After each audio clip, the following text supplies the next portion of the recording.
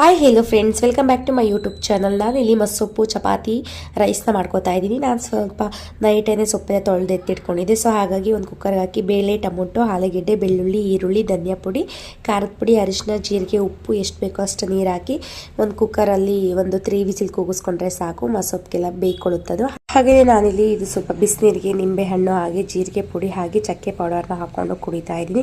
ಈ ರೀತಿಯಾಗಿ ಸ್ವಲ್ಪ ಕುಡಿದ್ರೆ ವೆಯ್ಟ್ ಲಾಸ್ ಆಗುತ್ತೆ ಅಂತಲೇ ಹೇಳ್ಬೋದು. ಹಾಗೆ ನಾನು ರೆಗ್ಯುಲರಾಗಿ ತೊಗೋತಾ ಇಲ್ಲ, ಬಟ್ ಯಾವಾಗಾರು ಒಂದೊಂದ್ಸರಿ ಕುಡಿತಾ ಇದ್ದೀನಿ ಅಷ್ಟೇ.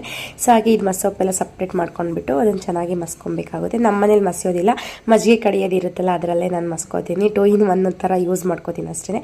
ಸೊ ಹಾಗೆ ಎಲ್ಲ ಮಸ್ಕೊಂಡಾದ್ಮೇಲೆ ಸಪ್ರೇಟಾಗಿ ಒಂದು ತಡ್ಕದಲ್ಲಿ ಒಗ್ಗರಣೆ ಕೂಡ ಮಾಡ್ಕೋತಾ ಇದ್ದೀವಿ. ಒಗ್ಗರಣೆ ಹಾಕೊಂಡಾದ್ಮೇಲೆ ಚೆನ್ನಾಗಿ ಮಿಕ್ಸ್ ಮಾಡ್ಕೊಂಡ್ರೆ ಆಯಿತು. ಇದು ಬೆರಕೆ ಸೊಪ್ಪಾಗಿರೋದ್ರಿಂದ ತುಂಬಾ ರುಚಿಯಾಗಿರುತ್ತೆ.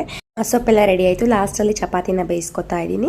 ಐ ಹೋಪ್ ಈ ವಿಡಿಯೋ ನಿಮ್ಮೆಲ್ಲರಿಗೂ ಇಷ್ಟ ಆಗಿದೆ ಅಂತ ಭಾವಿಸ್ತೀನಿ. ಇಷ್ಟ ಆದರೆ ದಯವಿಟ್ಟು ಒಂದು ಲೈಕ್ ಮಾಡೋದನ್ನು ಮಾತ್ರ ಮರಿಬೇಡಿ.